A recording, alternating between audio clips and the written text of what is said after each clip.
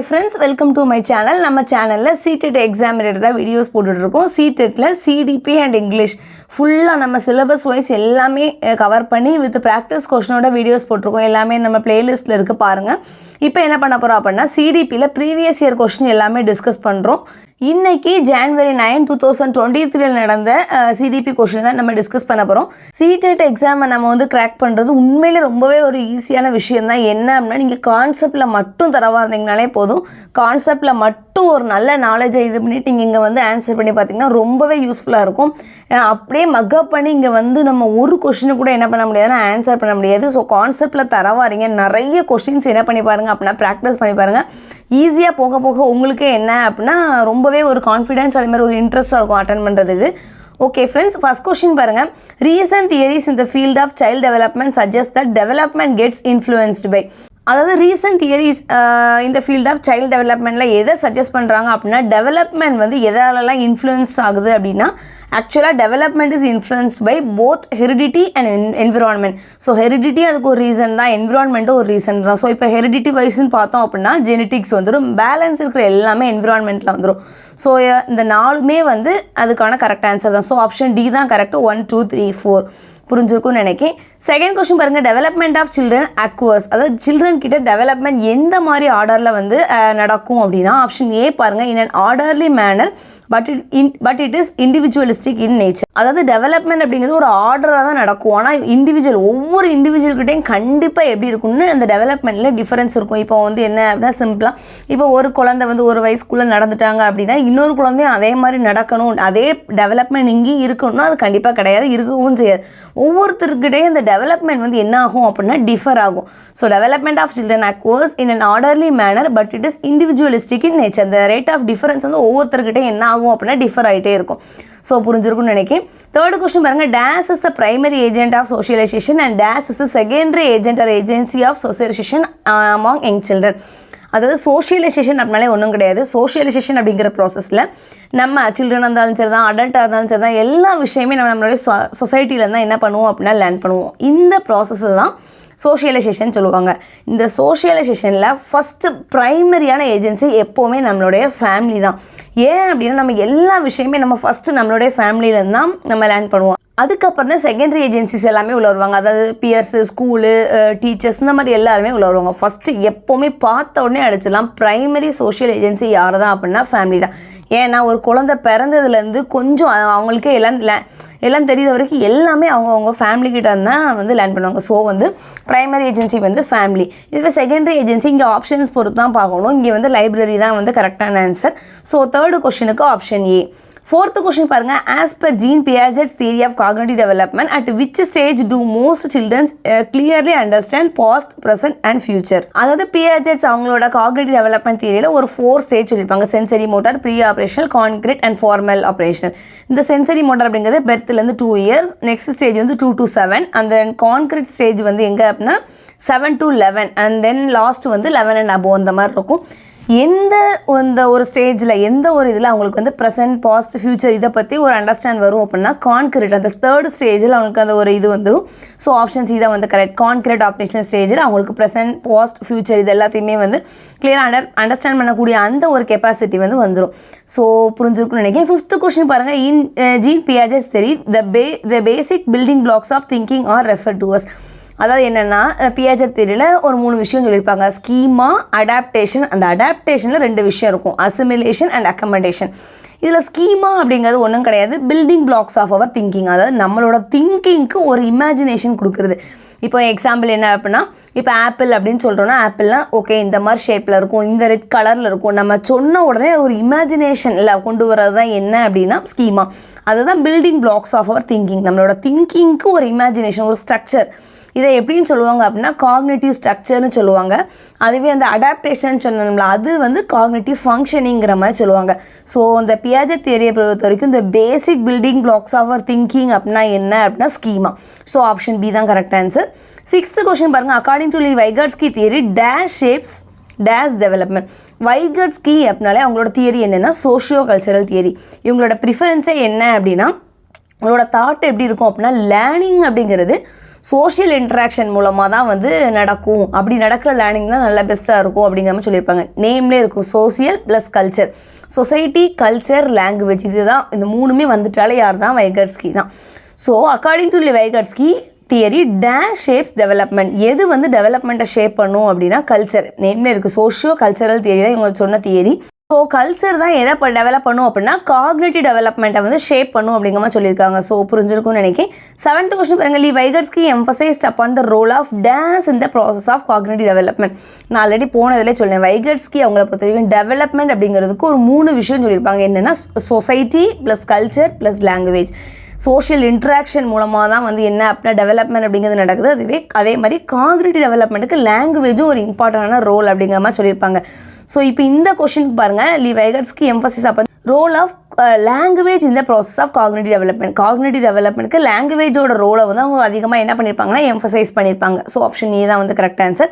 8th question பாருங்கள். Both Lawrence Kohlberg and dash have given theories of moral development. அதாவது Kohlberg அவங்களோட moral development நம்மளுக்கு தெரியும். அவங்க வந்து ஒரு 3 லெவல்ஸ், ஒவ்வொரு லெவலுக்கும் 2 ஸ்டேஜ் வச்சு மொத்தமாக வந்து 6 ஸ்டேஜ் வந்து சொல்லியிருப்பாங்க. அதே மாதிரி வேறு யார் வந்து மாரல் டெவலப்மெண்ட் பற்றி சொல்லியிருப்பா அப்படின்னா ஜீன் பியாஜெட் அவங்களும் சொல்லியிருப்பாங்க. பியாஜெட் அவங்களோட மாரல் டெவலப்மெண்ட் தியரியோட கான்செப்ட் என்னன்னு சிம்பிளாக சொல்லியிருந்தேன். அதாவது என்ன அப்படின்னா இப்போ சின்ன குழந்தைங்களோட தாட் எப்படி இருக்கும் அப்படின்னா ரூல்ஸ் எல்லாமே வந்து கரெக்ட் தான். இப்போ நம்ம வந்து ஏதாவது ஒரு ரூல்ஸை பிரேக் பண்ணோம் அப்படின்னா கண்டிப்பாக நம்மளுக்கு வந்து பனிஷ்மெண்ட் தருவாங்க அப்படிங்கிற மாதிரி அவங்களுக்கே ஒரு தாட் இருக்கும். அவங்க எதை மோஸ்ட்லி அங்கே சின்ன குழந்தைங்கிட்ட அவங்க எதை மோஸ்ட்லி ஃபோக்கஸ் பண்ணுவாங்கன்னா ரிசல்ட். இப்போ நம்ம ஏதோ ஒன்று பண்ணிட்டோம் அப்படின்னா என்ன நடந்துச்சு அப்படிங்கிற மாதிரி தான் ஃபோக்கஸ் பண்ணுவாங்க. ஸோ இதுதான் வந்து சின்ன குழந்தைங்களோட திங்கிங் இப்படி தான் இருக்கும். இதுவே ஓல்டர் சில்ட்ரன் கிட்ட எப்படி இருக்கும் அப்படின்னா ரூல்ஸை வந்து நம்ம மாற்றிக்கலாம். இஃப் வந்து பீப்புள் வந்து ஓகே சொன்னாங்க அப்படின்னா நம்ம ரூல்ஸை மாற்றிக்கலாம். மோஸ்ட்லி வந்து எதை வந்து புரிஞ்சுக்கணும்னு நினைப்பாங்க அப்படின்னா ஏன் இந்த மாதிரி பண்ணாங்க, ஒய் சம்ஒன் டிட் இட், இதை வந்து புரிஞ்சுக்கணும் அப்படிங்கிற மாதிரி நினைப்பாங்க. இங்கே அதிகமாக எதை தான் கேர் பண்ணுவாங்க அப்படின்னா ரிசல்ட்டை விட ரீசன், அந்த ரீசனை தான் வந்து இங்கே கேர் பண்ணுவாங்க. ஸோ இதுதான் வந்து சிம்பிள் டிஃபரன்ஸ், சிம்பிள் கான்செப்ட் தான். அதாவது சின்ன சில்ட்ரன் கிட்ட திங்கிங் எப்படி இருக்குன்னா ரூல்ஸை வந்து நம்ம எப்பவுமே என்ன பண்ணக்கூடாதுன்னா பிரேக் பண்ணக்கூடாது. பிரேக் பண்ணோம் அப்படின்னு நம்மளுக்கு பனிஷ்மெண்ட் கிடைக்கும்னு நினைப்பாங்க. ஆனால் இந்த போக போக லேட்டஸ்ட் ஸ்டேஜில் அவங்க என்ன பண்ணுவாங்க அப்படின்னா அவங்களுக்கு எப்படி தாட் இருக்கும் அப்படின்னா ரூல்ஸை வந்து பீப்புள் அக்ரி பண்ணால் தேவைப்பட்டால் நம்ம என்ன பண்ணிக்கலாம்னா சேஞ்ச் பண்ணிக்கலாம் அப்படிங்கிற மாதிரி இருக்கும். ஸோ இதுதான் வந்து பியாஜெட் அவங்களோட மாரல் டெவலப்மெண்ட் தியரியில் சொல்ல வரக்கூடிய கான்செப்ட். ஸோ வந்து இவங்க 2 பேருமே என்ன பண்ணியிருப்பாங்க அப்படின்னா கோல்பெக்ஸ் மாரல் டெவலப்மெண்ட் தியரி, அது மாதிரி பியாஜெட்டும் வந்து மாரல் டெவலப்மெண்ட் தியரி வந்து சொல்லியிருப்பாங்க. ஸோ ஆப்ஷன் சி தான் வந்து கரெக்ட் ஆன்சர். புரிஞ்சிருக்குன்னு நினைக்கிறேன். 9th கொஸ்டின் பாருங்கள். A teacher should be dash about this pedagogies. Teacher கண்டிப்பாக என்ன பண்ணணும் அப்படின்னா சம் ஃப்ளெக்சிபிள் வந்து கொடுக்கணும். ஒரே ஸ்ட்ரிக்டாக ஒரு ஸ்டாண்டர்டைஸ்ட் இதை மாதிரி நம்ம ரிஜிடாக என்ன பண்ணக்கூடாதுன்னு இருக்கக்கூடாது. சம் ஃப்ளெக்சிபிலிட்டி கண்டிப்பாக கொடுத்தே ஆகணும். ஸோ ஆப்ஷன் சி தான் வந்து கரெக்டு. 10th கொஸ்டின் பாருங்கள். IQ intelligent quotient test often criticized for. அதாவது இது ஏன் நம்ம வந்து ஆஃப்டன் கிரிட்டிசைஸ் பண்ணுறோம் அப்படின்னா இந்த டெஸ்ட்டில் வந்து யூஸ் பண்ணியிருக்க அந்த ஐடியாஸ் எல்லாமே வெஸ்டர்ன் ஐடியாஸ், அதாவது அவங்களும் யூஸ் பண்ண லாங்குவேஜ், திங்கிங் ஸ்டைல் எல்லாமே வேறு மாதிரி இருக்கும். இது வந்து நம்ம சைடு இருக்க ஸ்டூடெண்ட்ஸ்க்கு ஷூட் ஆகுமா அப்படின்னா எல்லாருக்கும் ஷூட் ஆகாது. இப்போ நம்ம இவ்வளோ தான் இன்டெலிஜென்ஸாக இருந்தாலும் சில சம் டிஃபிகல்ட்டிஸ் என்ன பண்ணுவாங்க அப்படின்னா ஃபீல் பண்ணுவாங்க. ஸோ ஆப்ஷன் டி பாருங்கள். Having and implicit western culture bias. அந்த வெஸ்டர்ன் கல்ச்சரை வந்து பேஸ் பண்ணி தான் மோஸ்ட்லி இந்த ஐக்யூ டெஸ்ட் எல்லாமே இருக்கும். ஸோ மோஸ்ட்லி இதனால தான் இந்த ஐக்யூ டெஸ்ட் ஆர் ஆஃப்டன் கிரிட்டிகோட். புரிஞ்சிருக்குன்னு நினைக்கிறேன். 11th கொஸ்டின் பாருங்கள். When a student is struggling to find solution for the given problem, the teacher should encourage the students to verbalize their thoughts. அதாவது என்ன அப்படின்னா இப்போ ஏதோ ஒரு ப்ராப்ளமுக்கு சொல்யூஷனை ஃபைண்ட் பண்ணுறதுல ஸ்டூடெண்ட்ஸ்க்கு சம் ஸ்ட்ரகிள் இருக்குது அப்படின்னா அந்த இடத்துல டீச்சர் கண்டிப்பாக சம் அவங்க வெர்பலாக வந்து என்ன பண்ணணும், அவங்களாம் கண்டிப்பாக என்கரேஜ் பண்ணணும். ஸோ இது வந்து கரெக்ட் தான். ரீசன் பாருங்கள். Learning more effective when teacher keep minimal expectation of success from students. அதாவது என்ன சொல்ல வராங்க அப்படின்னா லேர்னிங் அப்படிங்கிறது எப்போ ரொம்ப எஃபெக்டிவாக இருக்கும்னா டீச்சர் வந்து ஸ்டூடெண்ட்ஸ் கிட்டே இருந்து மினிமலாக தான் என்ன பண்ணணும் அப்படின்னா சக்ஸஸை வந்து எக்ஸ்பெக்ட் பண்ணணும்னு சொல்லியிருக்காங்க. ஸோ இது தப்பான விஷயம். எப்போவுமே மினிமம் எக்ஸ்பெக்டேஷன் வந்து வைக்கக்கூடாது. ஸோ இது தப்பு. ஆனால் ஏ வந்து கரெக்ட் தான். கண்டிப்பாக அவங்களை நம்ம என்கரேஜ் பண்ணி தான் ஆகணும். ஸோ ஆப்ஷன் சி பாருங்கள். A is true but R is false. 12th question பாருங்கள். Gender is a dash construct while sex is a dash construct. Gender அப்படிங்கிற கான்செப்டை க்ரியேட் பண்ணுறதே நம்மளுடைய சொசைட்டி தான். ஸோ இது வந்து சோஷியல் கன்ஸ்ட்ரக்ட். அதாவது நம்ம எல்லா விஷயத்தையுமே வந்து நம்மளுடைய சொசைட்டி தான் டிஸ்கஸ் பண்ணுறது. இப்போ மேல்னால் எப்படி இருக்கணும், ஃபீமேல்னால் எப்படி இருக்கணும், அவங்களுக்குன்னு சம் கேரக்டர்ஸ் எல்லாத்தையுமே அவங்களே டிஸ்கிரைப் பண்ணி வச்சிடுறாங்க. ஸோ ஜெண்டர் அப்படிங்கிற கான்செப்டை டெவலப் பண்ணுறதே யாரும் நம்மளுடைய சொசைட்டி தான். ஸோ இது வந்து social construct. while sex is a dash construct. Sex அப்படிங்கிறது என்ன அப்படின்னா ஒரு நேச்சுரலான விஷயம். இது வந்து பிறக்கும் போதே ஃபிக்ஸ்டாக இருக்கக்கூடிய ஒன்று தான். ஸோ இது வந்து பயாலஜிக்கல் கன்ஸ்ட்ரக்டில் வந்துடும். இது ரொம்ப இம்பார்ட்டண்டான ஒரு கொஷின் தான். இந்த செக்ஸ் எப்போவுமே என்ன ஆகாது அப்படின்னா மாறாது. இதுவே ஜெண்டர் வந்து சேஞ்ச் ஆகும். ஏன்னா ஒவ்வொரு சொசைட்டிலையும் ஒரு மாதிரி எக்ஸ்பெக்டேஷன் இருக்குது. இப்போ நம்ம கல்ச்சரில் ஒரு மாதிரி இருந்துச்சுன்னா இதுவே மற்ற கண்ட்ரீஸில் வேற மாதிரி இருக்கும். ஸோ ஜெண்டர் வந்து சேஞ்சபிள். இதுவே செக்ஸ் அப்படிங்கிறது வந்து சேஞ்ச் ஆகாத ஒரு விஷயம். ஸோ இப்போ வந்து gender is a social construct and sex is a biological construct. புரிஞ்சிருக்கும்னு நினைக்கிறேன். 13th கொஸ்டின் பாருங்க. A teacher should dash individual difference in learning preferences to facilitate learning for all. அதாவது என்ன அப்படின்னா டீச்சர் வந்து கண்டிப்பாக இண்டிவிஜுவல் டிஃப்ரென்ஸை என்ன பண்ணணும் அப்படின்னா கன்சிடர் பண்ணணும். அவங்களையும் ஒரு இதாக வந்து என்ன பண்ணணும், கண்டிப்பாக அந்த கிளாஸ் ரூமில் கன்சிடர் பண்ணி அதுக்கேற்ற மாதிரி வந்து அவங்களோட லேர்னிங் ஸ்டைல்ஸை வந்து மாற்றணும். இப்போ ஒரு கிளாஸ் ரூமில் நிறைய கைண்ட்ஸ் ஆஃப் லேர்னர்ஸ் இருப்பாங்க. எல்லாரோட லேர்னிங் நீட்ஸும் ஒரே மாதிரி இருக்குன்னு நம்மளால் சொல்ல முடியாது. ஸோ எல்லா இண்டிவிஜுவல் டிஃப்ரென்ஸையும் கன்சிடர் பண்ணி தான் அவங்க வந்து டீச் பண்ணணும். ஸோ தட் அந்த லேர்னிங் வந்து அப்போ தான் நல்லா வந்து என்ஹான்ஸ் ஆகும், மீனிங்ஃபுல்லாகவும் இருக்கும். So teacher should consider the individual difference. So வந்து 13க்கு வந்து ஆப்ஷன் ஏ தான் வந்து கரெக்டு. 14th கொஸ்டின் பார்க்க the main purpose of assessment should be. அதாவது அசஸ்மெண்டோட மெயின் பர்பஸே என்னென்னா ஸ்டூடெண்ட்ஸோட அந்த லேர்னிங் ப்ராக்ரஸை தெரிஞ்சுக்கிறது, செக் பண்ணுறது, அவ்வளோதான். ஸோ ஆப்ஷன் பி தான் வந்து correct. Understand students learning progress. 15th question பாருங்க. which of the following technique is likely to encourage critical thinking among students? பாருங்க, ஸ்டூடெண்ட்ஸ் கிட்ட வந்து கிரிட்டிக்கல் திங்கிங்கை நம்ம என்கரேஜ் பண்ணுறதுக்கு என்ன மாதிரி டெக்னிக்கை வந்து ஹேண்டில் பண்ணணும் அப்படின்னா allowing reflection time to students. அவங்களையும் ரிஃப்ளெக்ட் பண்ண வைக்கணும். ஒன் சைடாகவே இது பண்ணிட்டு இருக்காம அவங்களோட தாட் என்ன அப்படிங்கிறத வந்து ரிஃப்ளெக்ட் பண்ணதுக்கு ஒரு அப்ராப்ரியேட்டான டைமை வந்து நம்ம கொடுக்கணும். ஸோ ஆப்ஷன் பி தான் கரெக்டாக. Allowing reflection time to students. 16 பாருங்கள். Which of the following hinders inclusion of students belonging to disadvantaged groups. அதாவது இந்த டிஸ்அட்வான்டேஜ் குரூப் ஸ்டூடெண்ட்ஸை வந்து இன்க்ளூட் பண்ணுறதுக்கு எது வந்து தடையாக இருக்குது அப்படின்னா ஸ்டீரியோடைப் அண்ட் செட் பிலீஃப்ஸ். ஒரு ஸ்டீரியோடைப்ஸ் அதாவது என்னென்னா ஸ்டீரியோடைப் அப்படிங்கிறது ஒன்றும் கிடையாது, over simplified ideas about others. மற்றவங்கள பற்றின ஒரு ஐடியா, அதாவது இப்படி தான் இவங்கன்னா இப்படி தான் இருக்கணும், இந்த மாதிரி வந்து ஒரு இதுதான் என்னென்னா ஸ்டீரியோடைப்னு சொல்லுவோம். ஸோ இதுதான் வந்து அவங்கள இன்க்ளூட் பண்ணுறதுக்கு என்னவா இருக்குது அப்படின்னா தடையாக இருக்குது. ஸோ ஆப்ஷன் ஏ தான் வந்து கரெக்டு. 17th பாருங்கள். Dysgraphia poses direct challenges. Dysgraphia அப்படிங்கிறது என்னென்னா ஒரு லேர்னிங் டிஃபிகல்ட்டி தான். இதில் வந்து ஹியரிங், ஸ்பீக்கிங், சீயிங் இதெல்லாமே வர ஸ்கெச்சிங். டிஸ்கிராஃபி அப்படிங்கிறதுனால ஆக்சுவலாக என்ன அப்படின்னா ரைட்டிங் ரிலேட்டடாக வரக்கூடிய ப்ராப்ளம் தான். ஸோ ஆப்ஷன் ஏ தான் வந்து கரெக்ட் ஆன்சர். 18 பாருங்கள். In order to successfully include students with visual impairment A teacher should. அதாவது விஷுவலி இம்பேர்மெண்ட் இருக்க ஸ்டூடெண்ட்ஸை வந்து உள்ள சக்ஸஸ்ஃபுல்லாக அந்த கிளாஸ் ரூமில் இன்க்ளூட் பண்ணணும்னா அவங்க என்ன பண்ணணும்? இப்போ அவங்களுக்கு விஷுவலி இம்பேர்டு, ஸோ விஷுவலாக வந்து அவங்களுக்கு வந்து டிஃபிகல்ட்டி இருக்குது. ஸோ அப்போ என்ன பண்ணணும் அப்படின்னா வெர்பலைஸ் வந்து யூஸ் பண்ணணும். ரிட்டன் ஃபார்மில் இருக்கக்கூடிய எல்லாத்தையுமே வெர்பலாக சொல்லி கொடுத்தோம்னா அவங்களுக்கு இன்னும் ஈஸியாக இருக்கும். ஸோ ஆப்ஷன் சி தான் வந்து கரெக்டு. 19th கொஸ்டின் பாருங்கள். which of the following is a typical identifying characters of students with autism? Autism இருக்கக்கூடிய இந்த ஸ்டூடெண்ட்ஸோட கேரக்டர் எப்படி இருக்கும் அப்படின்னா அவங்களுக்கு வந்து கம்யூனிகேஷன் ஸ்கில் மற்றவங்க கூட ஈஸியாக என்ன பண்ண மாட்டாங்கன்னா சொசைட்டியில் வந்து கம்யூனிகேட் ஆக மாட்டாங்க, இன்ட்ராக்ஷன் பண்ணதுக்கு அவங்களுக்கு ஒரு தயக்கம் இருக்கும், அவ்வளோதான். ஸோ ஆப்ஷன் சி பார்க்க இம்பயர்டு கம்யூனிகேஷன் ஸ்கில். ஒரு நம்ம நார்மலாக நம்ம மற்றவங்க கூட கம்யூனிகேட் பண்ணுற மாதிரி இந்த ஆட்டிசம் இருக்கிற ஸ்டூடெண்ட்ஸ் வந்து என்ன பண்ண மாட்டாங்கன்னா சொசைட்டியில் வந்து மிங்கிள் ஆக மாட்டாங்க, பெருசாக யார் கூடயும் கம்யூனிகேட் பண்ண மாட்டாங்க. ஸோ ஆப்ஷன் சி தான் கரெக்டு. 20 பாருங்கள். Giftedness in children is characterized by. அதாவது கிஃப்டட் சில்ட்ரன் அவங்களோட கேரக்டர் எப்படி இருக்குன்னா ஹை லெவல்ஸ் ஆஃப் காம்ப்ரிஹென்ஷன். அவங்க நார்மலாக இருக்கிற ஸ்டூடெண்ட்ஸை விட அட்வான்ஸாக இருப்பாங்க எல்லா விஷயத்துலையுமே. ஸோ ஆப்ஷன் பி தாங்கிறது ஹை லெவல் ஆஃப் காம்ப்ரிஹென்ஷன் அவங்ககிட்ட இருக்கும். 21 பாருங்கள். School should emphasize on curriculum aimed at constructing new knowledge. அதாவது வந்து ஸ்கூல் கண்டிப்பாக எதை எம்ஃபசைஸ் பண்ணணும் அப்படின்னா அவங்க இது பண்ணியிருக்க அந்த கரிக்குலம் மெயினாக வந்து நிறைய நியூ நாலேஜை கன்ஸ்ட்ரக்ட் பண்ணுறதுல தான் எய்ம் பண்ணணும். ஸோ கரெக்ட் தான். ரீசன் பாருங்கள். Children are capable of constructing and interpreting new knowledge with the support of teacher. So டீச்சரோட சப்போர்ட் மூலமாக அந்த சில்ட்ரன் கண்டிப்பாக நிறைய வந்து நாலேஜ், நிறைய புது புது விஷயங்களை என்ன பண்ணிக்கலாம் அப்படின்னா கன்ஸ்ட்ரக்ட் பண்ணிக்கலாம் அண்ட் இன்டர்பிரிட்டும் பண்ணிக்கலாம். ஸோ இந்த ரெண்டுமே வந்து கரெக்டான விஷயம் தான். Both A and R are true and R is the correct explanation of A. So 21க்கு ஆப்ஷன் ஏ தான் வந்து கரெக்ட். 22 பாருங்கள். School should emphasize. ஸ்கூல் கண்டிப்பாக இதை எம்ஃபசைஸ் பண்ணால் கன்ஸ்ட்ரக்டிவ் லேர்னிங். கன்ஸ்ட்ரக்டிவ் அப்படிங்கிறது என்னென்னா பில்டிங். அதாவது என்னென்னா நம்மளோட லேர்னிங், நம்மளோட நாலேஜை எப்படி பில்ட் பண்ணணும்னா நம்மளோட எக்ஸ்பீரியன்ஸ் மூலமாக, நம்மளுக்கு ஆல்ரெடி இருக்கிற ப்ரீவியஸ் நாலேஜ் மூலமாக நம்ம என்ன பண்ணணும் அப்படின்னா நாலேஜை வந்து பில்ட் பண்ணணும். ஸோ வந்து ஸ்கூல் எதை எம்ஃபசைஸ் பண்ணணும் அப்படின்னா கன்ஸ்ட்ரக்டிவ் லேர்னிங் இதுதான் வந்து எம்ஃபசைஸ் பண்ணணும். 23 பாருங்கள். In order to create a conductive learning environment it is important to. அதாவது கண்டக்டிவ் லேர்னிங் என்விரான்மெண்ட் அப்படிங்கிறது என்னென்னா நம்ம நார்மலாக நம்மளோட கிளாஸ் ரூமோ இல்லை ஏதோ ஒரு பிளேஸோ அங்கே அந்த இடத்துல ஸ்டூடெண்ட்ஸ் வந்து எல்லா விஷயங்களையும் ஹாப்பியாக வந்து ஒரு கம்ஃபர்ட்டாக வந்து லேர்ன் பண்ணக்கூடிய ஒரு இடம் தான் என்ன அப்படின்னா கண்டக்டிவ் லேர்னிங் என்விரான்மெண்ட்.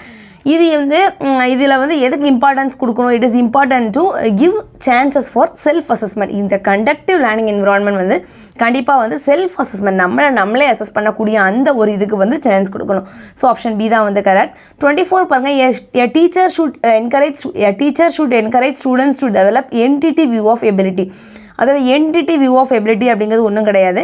நம்மளோட எபிலிட்டி அப்படிங்கிறது ஃபிக்ஸ்டு. இப்போது நம்மளால் இப்போ வந்து பாஸ் மார்க் தான் எடுக்க முடியும், ஒன்றால் நீ எவ்வளோ தான் எஃபெக்ட் போட்டாலும் என்ன பண்ண முடியாதுன்னா ஃபுல் மார்க் வாங்க முடியாது இப்படிங்கிற ஒரு தாட். உன்னோட எபிலிட்டி அப்படிங்கிறது ஃபிக்ஸட், அது வந்து நீ எவ்வளோ தான் ஹார்ட் ஒர்க் பண்ணாலும் சேஞ்ச் ஆகாது இப்படிங்கிறத வந்து டீச்சர் என்கரேஜ் பண்ணணும் அப்படிங்கிற மாதிரி சொல்லியிருக்காங்க. ஸோ இது தப்பான விஷயம். Entity view of ability motivate students to learn more effectively. இந்த ஒரு வியூ வந்து ஸ்டூடெண்ட்ஸை வந்து நல்லா வந்து என்ன எஃபெக்டிவாக லேர்ன் பண்ணுறதுக்கு ஹெல்ப் பண்ணும் அப்படிங்கிற மாதிரி சொல்லியிருக்காங்க. ஸோ தப்பு. என்டிட்டி வியூ ஆஃப் எபிலிட்டிங்கிறது புரிஞ்சிருக்குன்னு நினைக்கிறேன். நம்மளோட எபிலிட்டி வந்து இவ்வளோ தான், நீ எவ்வளோ ட்ரை பண்ணாலும் வந்து இதை விட அதிகமாக உன்னால் எப்போவுமே இது பண்ண முடியாதுங்கிற ஒரு நெகட்டிவ் இம்பேக்டை கொடுக்குறது இதான் என்ன அப்படின்னா என்டிட்டி வியூன்னு சொல்லுவோம். ஸோ இந்த ரெண்டுமே தப்பு. ஆப்ஷன் டி தான் கரெக்ட். பாருங்கள், both A and R false. 25 பாருங்கள், which are the following is likely to hinder problem solving. Problem சால்விங்க்கு எது தடையாக இருக்குது அப்படி ஃபங்க்ஷனல் ஃபிக்ஸ்னஸ் அப்படின்னா ஃபிக்ஸ்டாக ஒரே ஒரு ஆஸ்பெக்டில் மட்டும் தான் திங்க் பண்ணுறது. இப்போ ப்ராப்ளம் சால்விங் அப்படின்னா அதில் டைவர்ஜென்ட் திங்கிங் இருக்கணும், எவ்வளோ பாசிபிள் ஆன்சர்ஸ் நம்மளால் ஃபைன் பண்ண முடியும் அப்படிங்கிறத பார்க்கணும். இதுதான் வந்து டைவர்ஜென்ட் திங்கிங்னு சொல்லுவோம். ஆனால் வந்து இந்த ப்ராப்ளம் சால்விங்கு ஹிண்டர் தடையாக இருக்கிறது எது அப்படின்னா இந்த ஃபங்க்ஷனல் ஃபிக்ஸ்னஸ்னால் என்னென்னு புரிஞ்சிருக்குன்னு நினைக்கி ஒரே ஒரு ஆங்கிளில் அப்படி நம்ம திங்க் பண்ணுறோம். ஸோ இது வந்து கண்டிப்பாக வந்து ப்ராப்ளம் சால்விங்கில் இருக்கக்கூடாது. ஆனால் என்ன இருக்கணும் அப்படின்னா டைவர்ஜென்ட் திங்கிங் கண்டிப்பாக இருக்கணும். ஸோ ஆப்ஷன் ஏ தான் வந்து கரெக்ட் ஆன்சர். 26 பாருங்கள், teacher should identify the misconception carried by the students and discuss those instead of ignoring them. அதாவது என்ன அப்படின்னா மிஸ்கன்செப்ஷன்னா ஒன்றும் இல்லை, எந்த ஒரு சயின்டிஃபிக் எவிடன்ஸுமே இல்லாமல் ஸ்டூடெண்ட்ஸ் அவங்களே ஒரு கான்செப்டை க்ரியேட் பண்ணி வச்சுருக்கிறது. சிம்பிளாக சொல்ல போனால் அதை வந்து அவங்க வந்து என்ன பண்ணணும்னா இக்னோர் பண்ணாமல் அதை என்ன பண்ணணும், அதை பற்றி டிஸ்கஸ் பண்ணணும். ஸோ இது வந்து கரெக்டான விஷயந்தான். ரீசன் பாருங்கள், these misconceptions are the form of alternative conception which students often based on their interaction with the environment and these are meaningful in the process of learning. அதாவது என்ன அப்படின்னா இது வந்து அந்த அல்டர்னேட்டிவ் கான்செப்ஷன் அதில் உள்ள ஒரு ஃபார்ம் தான். மோஸ்ட்லி என்ன அப்படின்னா நம்ம இன்ட்ராக்ட் நம்ம என்விரான்மெண்ட் கூட நம்ம வந்து இன்ட்ராக்ஷன் பண்ணி அந்த கிளியராக வந்து அந்த கான்செப்டை தெரிஞ்சுக்கிறது. And these are meaningful process இந்த லேர்னிங். இந்த மாதிரி நம்ம பண்ணுறது டிஸ்கஸ் பண்ணுறது மூலமாக அந்த லேர்னிங் வந்து மீனிங்ஃபுல்லாக இருக்கும். ஸோ ரெண்டுமே வந்து கரெக்ட் தான். Both A and R true and R is the correct explanation of A. 27 பாருங்கள், emotions dash. Emotion significantly influence learning as well as memory. Emotion and cognition இந்த ரெண்டுமே எப்போவுமே வந்து இன்டர்டிபெண்டன்ட் டு ஈச் அதர். இப்போ ஒன்றும் இல்லை, எமோஷனில் என்ன வரும், ஹாப்பி, ஃபியர், சேட் எல்லாமே இதில் உள்ள வந்துடும். இப்போ நம்ம வந்து ஹாப்பியாக இருந்தோம் அப்படின்னா டக்குன்னு எல்லா விஷயத்தையும் லேர்ன் பண்ணுவோம். இதுவே சேடாக ஒரு போர்டாக இருந்தோம் அப்படின்னா என்ன ஆகும் அப்படின்னா பெருசாக லேர்னிங்கில் ஒரு என்ன இருக்காதுன்னா ஒரு இன்ட்ரெஸ்ட் இருக்காது. So emotion significantly influence learning as well as memory. So option C தான் கரெக்ட். 28 பாருங்கள், students feel motivated to learn if the task is. அதாவது ஸ்டூடெண்ட்ஸ் எப்போ வந்து எல்லா விஷயங்களையும் லேர்ன் பண்ணுறதுக்கு அவங்களே மோட்டிவேட்டடாக ஃபீல் பண்ணுவாங்க அப்படின்னா நம்ம கொடுக்குற டாஸ்க் வந்து ரியல் லைஃப் கூட என்ன ஆயிருக்கணும், ரிலேட் ஆகிருக்கணும். ஸோ ஆப்ஷன் சி பாருங்கள், ரிலேட்டட் டு தேர் லைஃப். நம்ம லைஃப் கூட ரிலேட்டட் ஆனால் மட்டும்தான் அவங்களாம் வந்து என்ன பண்ணுவாங்கன்னா ஈஸியாக அவங்களுக்குள்ளே எந்த ஒரு எக்ஸ்டர்னல் இதுவுமே மோட்டிவேட்டருமே இல்லாமல் அவங்களா வந்து ஆட்டோமேட்டிக்காக என்ன ஆவாங்கன்னா ஒரு மோட்டிவேட்டராக ஃபீல் பண்ணுவாங்க நிறைய விஷயங்களை லேர்ன் பண்ணுறதுக்கு. ஸோ ஆப்ஷன் சி தான் வந்து கரெக்ட். 29 பாருங்கள், to facilitate students learning the teacher should. அதாவது ஸ்டூடெண்ட்ஸ் கிட்ட லேர்னிங்கை ஃபெசிலிட்டேட் பண்ணுறதுக்கு டீச்சர் என்ன பண்ணணும் அப்படின்னா avoid use of subject jargons அப்படிங்கிறதெல்லாம் ஒன்றும் அந்த ஒவ்வொரு சப்ஜெக்ட்லேயுமே சம் டிஃபிகல்ட்டிஸான வேர்ட்ஸ் இருக்கும், அதை என்ன பண்ணணும் அப்படின்னா அவாய்ட் பண்ணணும். ஸோ ஆப்ஷன் டி தான் வந்து கரெக்ட்.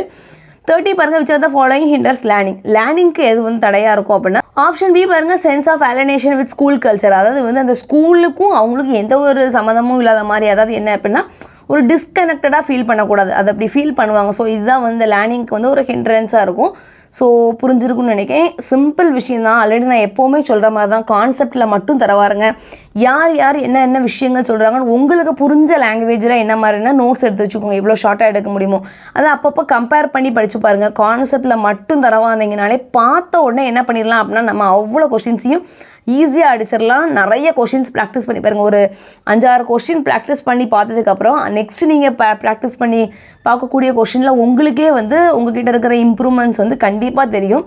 நீங்களே ஒரு கான்ஃபிடென்ஸாக என்ன பண்ணுவீங்க அப்படின்னா ஃபீல் பண்ணுவீங்க. ஓகே ஃப்ரெண்ட்ஸ், சேனலை தொடர்ந்து வாட்ச் பண்ணுங்கள், சப்ஸ்கிரைப் பண்ணுங்கள். டவுட்ஸாக இருந்தால் கீழே கமெண்ட்ஸில் கேளுங்க, ஃப்ரெண்ட்ஸ்க்கு ஷேர் பண்ணுங்கள். Thank you friends.